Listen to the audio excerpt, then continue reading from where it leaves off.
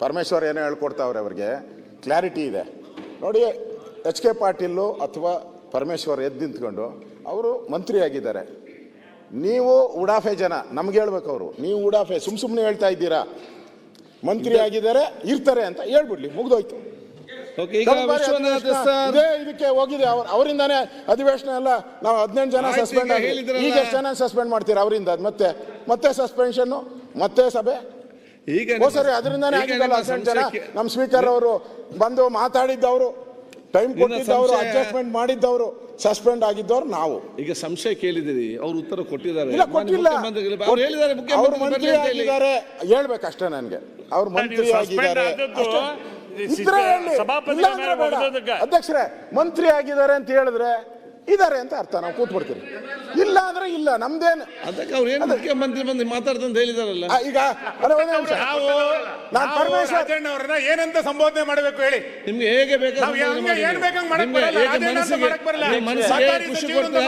ಏನಂತ ಸಂಬೋಧನೆ ಮಾಡಬೇಕು, ಮನಸ್ಸಿಗೆ ಹೇಗೆ ಸಂತೋಷ ಬರ್ತದೆ ಹಾಗೆ ಸಂಬೋಧನೆ ಮಾಡಿ. ಕಾನೂನು ಪ್ರಕಾರ ಮಾಡಬೇಕು, ಮನ್ಸಿ ಬಂದೆ ಮಾಡಕ್ ಬರಲ್ಲ.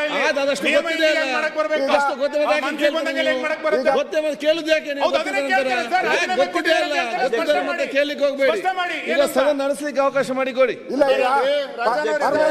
ಪರಮೇಶ್ವರ್ ಮಂತ್ರಿನಾ ಅಲ್ವಾ? ನಮ್ ಡೌಟ್ ಆಗ್ತಿದೆ ಪರಮೇಶ್ವರ್ ಮೇಲೆ. ಪರಮೇಶ್ವರ್ ಮಂತ್ರಿನಾ ಅಲ್ವಾ? ಮಂತ್ರಿ ಇದ್ದಾರಾ? ದಯವಿಟ್ಟು ಹೇಳಿ, ಪರಮೇಶ್ವರ್ ಮಂತ್ರಿನಾ ಅಲ್ವಾ ಹೇಳಿ. ಅವ್ರ ಮಂತ್ರಿ ಆಗಿದ್ದಾರೆ, ರಾಜಣ್ಣ ಅವರ ಇಲ್ಲ ಹೇಳಿ. ರಾಜಣ್ಣ ಹೇಳಿ.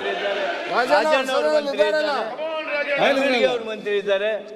ವೆಂಕಟೇಶ್ ಹೆಸರು ಕೈ ಬಿಟ್ರಲ್ಲ ಅಂತ ಮತ್ತೆ ನೀವು ವೆಂಕಟೇಶ್ ಅವ್ರ ಮಂತ್ರಿ ಇದ್ದಾರೆ. ಒಂದ್ ನಿಮಿಷ, ರಾಜಣ್ಣ ಅವರು ಇಲ್ಲಿದ್ದಾರೆ.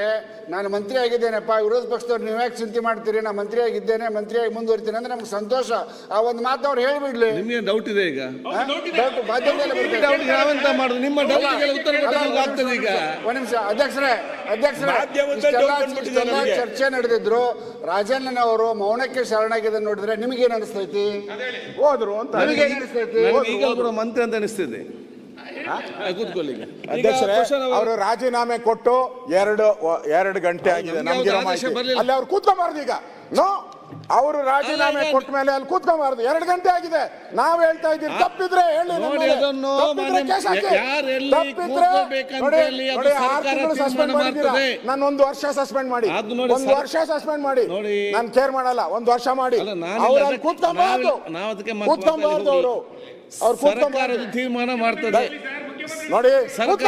ಮಂತ್ರಿ ರಾಜೀನಾಮೆ ಕೊಟ್ಟು ಹೆಂಗ್ ಕೂತ್ಕೊಂತಾರೆ ಸರ್? ರಾಜೀನಾಮೆ ಕೊಟ್ಟು ಹೆಂಗ್ ಕೂತ್ಕೊಂತಾರೆ? ನಾನು ಹೇಳ್ತಾ ಇದ್ದೀನಿ, ವಿರೋಧ ಪಕ್ಷದ ನಾಯಕ ಅವ್ರು ರಾಜೀನಾಮೆ ಕೊಟ್ಟಿದ್ದಾರೆ, ನಿಜ ನಿಜ ನಿಜ. ನೀವ್ ಅದಕ್ಕೆ ಯಾಕೆ ಟೆನ್ಷನ್ ಮಾಡ್ತೀರಿ? ನಾನು ಟೆನ್ಷನ್ ಏನಿಲ್ಲ. ಸರ್ಕಾರ ಇದೆ, ಮುಖ್ಯಮಂತ್ರಿ ಬರ್ತಾರೆ, ಅವರು ಬಂದು ಚರ್ಚೆ ಕೊಡ್ತಾರೆ. ನೀವೀಗ ಪ್ರಶ್ನೋತ್ತರ ಪ್ರಾರಂಭ ಮಾಡಿ ಅವಕಾಶ ಮಾಡಿಕೊಡಿ. ಅದು ಪ್ರಮುಖವಾದ ವಿಚಾರ ಆಗಿರ್ಬೇಕು. ಸಾಕಷ್ಟು ಟೈಮ್ ಇದೆ ಪ್ರಶ್ನೋತ್ತರ ಮಾಡ್ಲಿಕ್ಕೆ. ರಾತ್ರಿ 10 ಗಂಟೆ ಮಾಡಿ ಕೊಡ್ತೇವೆ. ಮುಂದೆ 2 ಆಯ್ಕೆ ಇದೆ.